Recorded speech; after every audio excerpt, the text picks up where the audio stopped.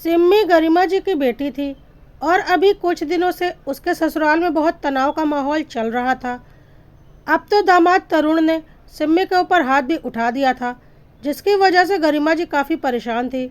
लेकिन बहू मीरा को अपनी सास गरिमा जी और ननंद सिम्मी का दर्द बिल्कुल भी नज़र नहीं आ रहा था और उसे तो बस इन सब में मज़ा आ रहा था। और बात बात में वह अपनी सास और ननंद को ताना मारने से बाज नहीं आ रही थी। जरूर ननद रानी ने ही उकसाया होगा अपने पति को थप्पड़ मारने के लिए, वरना कोई पढ़ा लिखा इंसान भला क्यों किसी औरत पर हाथ उठाएगा। सिम्मी दीदी को ढंग से संस्कार देने चाहिए थे मम्मी जी। बहू मीरा एक बार फिर ताना कसते हुए बोली। यह सुनकर गरिमा जी के दिल के टुकड़े टुकड़े हो गए। दुनिया को क्या जवाब दें। यहाँ तो खुद की बहू उनके संस्कारों पर ही उंगली उठा रही थी। उन्होंने अपना गुस्सा पीते हुए कहा, बहू, संस्कार तो मैंने अपने दोनों बच्चों को बराबर ही दिए थे। अगर मेरे ही संस्कारों में कमी होती तो तुम इस घर में बैठी नहीं होती। मरहम नहीं लगा सकती तो कम से कम आग भी मत लगाओ। मम्मी जी, ये तो मेरे संस्कार है कि मैं अब तक यहाँ रुकी हूँ, वरना इतना कुछ सुनने के बावजूद तो कोई भी यहाँ नहीं रुकता।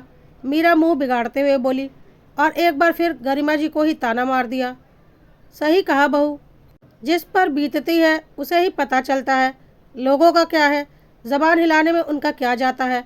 आखिर गरिमा जी ने जवाब दिया तो मीरा भी चुप हो गई और पैर पटकते हुए अपने कमरे में चली गई। गरिमा जी वैसे ही बहुत दुखी थी। आज उनकी बेटी सिम्मी पर उसके पति ने हाथ उठा दिया था, लेकिन यहाँ तो बहू ही बातें बना रही थी। एक औरत होकर वह इस बात को नहीं समझ रही थी कि किसी औरत पर उसका पति बिना औरत की गलती के कैसे हाथ उठा सकता है। गरिमा जी के दो बच्चे थे, मनीष और सिम्मी। उनके पति का देहांत तो काफ़ी समय पहले ही हो चुका था। उन्होंने ही एक स्कूल में नौकरी कर अपने दोनों बच्चों को पाला था। दोनों को काफ़ी उच्च शिक्षित किया था कि आज दोनों अपने पैरों पर खड़े थे। जब दोनों अपने पैरों पर खड़े हो गए तब गरिमा जी ने दोनों का विवाह करवा दिया। मनीष की शादी जहां मीरा के साथ हुई थी, वहीं सिम्मी की शादी तरुण के साथ। तरुण के माता पिता भी उसके साथ ही रहते थे, लेकिन दोनों ही पुराने ख्यालात के थे। उन्हें सिम्मी के नौकरी करने से समस्या नहीं थी, क्योंकि दो लोगों की कमाई घर पर आ रही थी। पर वह लोग उम्मीद करते थे कि सिम्मी ही घर का सारा काम भी करे, सुबह सारा काम करके जाए और फिर ऑफिस से आने के बाद दोबारा काम पर लग जाए। नौकर चाकर को अपने घर में रखना उन्हें अच्छा नहीं लगता था। सिम्मी और तरुण ने नौकर रखने की कोशिश भी की थी। एक बार तो नौकर लगा भी लिया था, लेकिन 2 घंटे भी नहीं बीते होंगे कि उन लोगों ने उसकी नाक में इतना दम कर दिया कि वो अपने आप ही काम छोड़कर भाग गया। इस कारण घर में धीरे धीरे कलह का माहौल रहने लगा। एक बार सिम्मी और तरुण के कहने पर गरिमा जी ने समझाने की कोशिश की थी, लेकिन उन लोगों ने इस बात को ही गलत ले लिया और उनके मुंह पर ही कह दिया, आपको हमारे घर में बोलने की ज़रूरत नहीं है। हम अच्छे से जानते हैं कि हमें हमारा घर कैसे चलाना है। बेटी का ससुराल था, इसलिए गरिमा जी चुप हो गई। उन्होंने तरुण और सिम्मी को अपने लेवल पर ही सब कुछ संभालने को कहा। तरुण और सिम्मी ने इसका निर्णय ये निकाला कि वो दोनों मिलजुल कर काम कर लेंगे। जब तरुण सिम्मी की मदद करने लगा तो इससे भी उसके सास ससुर को समस्या थी। अरे, हमने तो अपने बेटे से कभी घर के काम नहीं करवाए और इसे देखो, उसे भी अपने साथ घर के कामों में लगा दिया। अरे, बेटा ही उसका गुलाम हो रहा है तो इसे क्या कहें। आजकल की लड़कियां कहाँ ससुराल में निभाना चाहती हैं, ऊपर से ये लड़के भी अपनी पत्नी को सिर चढ़ाकर रखते हैं। अरे, हमारे ज़माने में तो ऐसी पत्नियों को अच्छा सबक सिखा दिया जाता था। आखिर धीरे धीरे रोज़ एक ही बात कही जाए तो सुनकर इंसान अपने आप ही बदलाव कर लेता है। तरुण भी सुन सुनकर पक चुका था। इस कारण उसने भी सिम्मी की मदद करने से इनकार कर दिया। पर सिम्मी भी तो इंसान ही थी ना, कोई मशीन थोड़ी ना थी कि इतना काम अकेले कर ले और ऊपर से कमा कर भी लाए। आखिर इतनी पढ़ी लिखी थी, उसने भी तो मेहनत की थी, तो वो नौकरी छोड़ना नहीं चाहती थी। आखिर उसका भी तो सब्र जवाब देने लगा था और इस कारण उसकी भी तरुण से बहस होने लगी। पर आज बहस इतनी बढ़ जाएगी इसकी उम्मीद नहीं थी। सुबह सुबह सिम्मी का फ़ोन आया था। आज तो तरुण ने उसके गाल पर थप्पड़ दे मारा।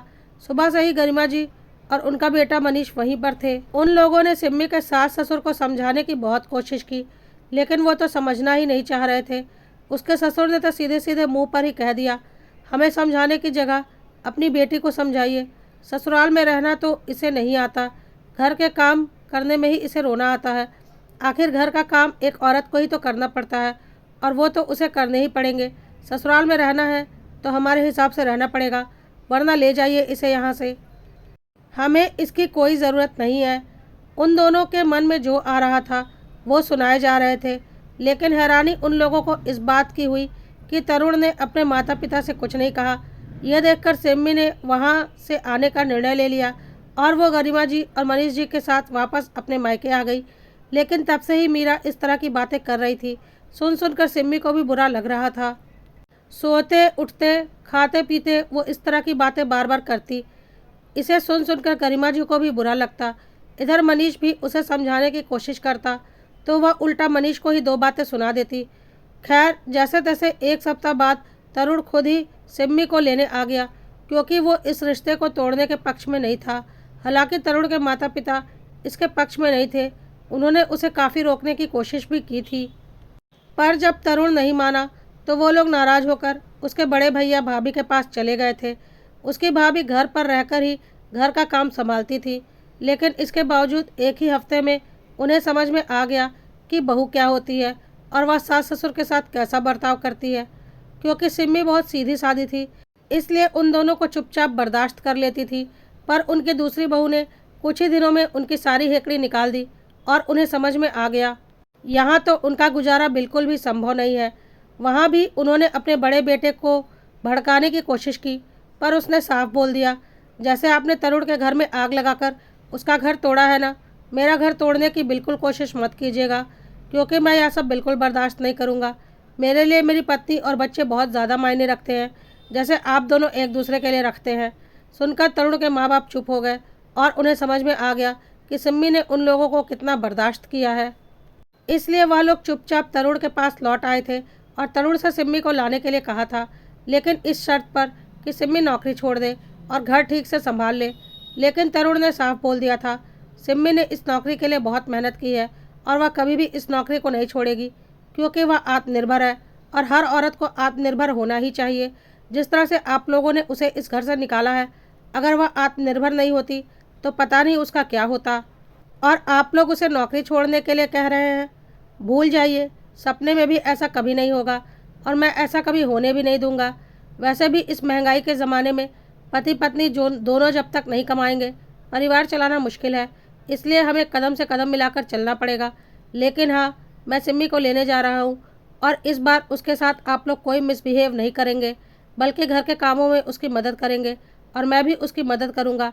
मैं अपना घर बिल्कुल नहीं तोड़ना चाहता, क्योंकि जैसे आप दोनों पति पत्नी हैं और एक दूसरे से प्यार करते हैं और एक दूसरे का साथ जीवन भर निभाना चाहते हैं, वैसे ही मैं और सिम्मी भी पति पत्नी हैं और एक दूसरे से प्यार करते हैं और एक दूसरे का साथ जीवन भर निभाना चाहते हैं।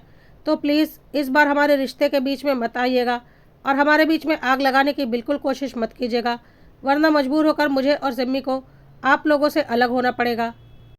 तरुण के मम्मी पापा को समझ में आ चुका था कि उनके इस अड़ियल बर्ताव के कारण उनके दोनों बेटे बहू उनसे दूर होते जा रहे हैं और इस बुढ़ापे में वह अकेले रह जाएंगे। इसलिए उन दोनों ने शांत रहने में ही अपनी भलाई समझी। खैर, इधर सिम्मी तरुण के साथ वापस रवाना हो गई, क्योंकि उसे भी अपनी शादी तोड़ने में कोई इंटरेस्ट नहीं था। और फिर तरुण ने अपने किए के लिए माफ़ी भी मांग ली थी। आखिर अब जाकर गरिमा जी ने चैन की सांस ली थी। पर अभी 2-4 दिन ही बीते थे कि मीरा सुबह सुबह किसी के फ़ोन आने पर अपने मायके रवाना हो गई। गरिमा जी ने पूछा भी, लेकिन उसने कुछ बताया नहीं। लेकिन जब वो शाम तक वापस घर आई तब गरिमा जी ने पूछा, बहू कहाँ गई थी तुम? कुछ बताकर भी नहीं गई। तब मीरा अपनी आंखों में आंसू भरते हुए बोली, क्या बताऊँ मम्मी जी, मेरी छोटी बहन के पति ने उसे बहुत मारा। उसके हालात ये हैं कि वो रोए जा रही थी। कोई ऐसे कैसे अपनी पत्नी पर हाथ उठा सकता है? सच है, कुछ लड़कों में दया भाव नहीं होता। मेरे मम्मी पापा ने तो उसके खिलाफ घरेलू हिंसा का केस कर दिया है, अब सड़ेगा जेल के अंदर। अच्छा, पर क्यों मारा? गरिमा जी ने कहा। अरे मम्मी जी, वही घर की छोटी मोटी बातें, बस खाने में नमक ज़्यादा हो गया था, बस इसी के लिए उस पर हाथ उठा दिया। भला ये भी कोई बात होती है? लेकिन अब मम्मी पापा उसे अच्छे से सबक सिखा देंगे। ऐसे कैसे उन्होंने मेरी बहन के ऊपर हाथ उठाया? मीरा ने जवाब दिया, लेकिन बहू, तुम्हारे माता पिता ने जल्दीबाजी तो नहीं कर दी? उनके खिलाफ केस करने से पहले एक बार सोच कर देखा तो होता कि कहीं तुम्हारी बहन ने ही तो उसे उकसाया नहीं था। ये सुनकर मीरा भड़क गई। मम्मी जी, आप ऐसे कैसे कह रही हैं? भला कोई लड़की खुद मार खाने के लिए किसी को उकसाएगी क्या? अरे हाँ, यह बात तो मैंने सोची ही नहीं। पर अभी कुछ दिन पहले तुम सिमी के लिए भी तो यही बातें कह रही थी ना, तो मुझे लगा शायद तुम्हारी बहन ने भी यही किया होगा। तुम्हारे मम्मी पापा ने भी तो उसे संस्कार नहीं दिए होंगे। आखिर गरिमा जी ने कहा तो मीरा चुप हो गई। उसे अपनी कई बातें याद आने लगी। आखिर वो भी तो सिम्मी के लिए ऐसी ही बातें बनाती थी। बहू, तुम एक औरत हो करके सिम्मी के लिए ऐसी बातें कर रही थी बस इसीलिए कि वो तुम्हारी ननद थी। आज जब तुम्हारी बहन पर बीत रही है तो तुम्हें यह सब गलत लग रहा है। तुम्हारे जैसी पढ़ी लिखी औरतें ही इस तरह की बातें करेंगी तो अनपढ़ गंवार से हम क्या उम्मीद करें। तुम्हारी ऐसी सोच के कारण ही तो लोग कहते हैं कि औरत ही औरत की दुश्मन होती है। आखिर गरिमा जी ने कहा तो मीरा से कुछ कहते नहीं बना। सही ही तो कहा था, जब खुद पर बीती तब पता चला, वरना दूसरों के लिए बातें बनाना बहुत आसान होता है। तो आइंदा अपने पति के बहन के लिए दिल में इतनी नफरत रखने से पहले सोच लेना कि तुम्हारी भी एक बहन है और ईश्वर की लाठी में आवाज़ नहीं होती, लेकिन लगती बहुत ज़ोर से है। मीरा के पास गरिमा जी की बातों का कोई जवाब नहीं था और वह चुपचाप अपने कमरे में चली गई।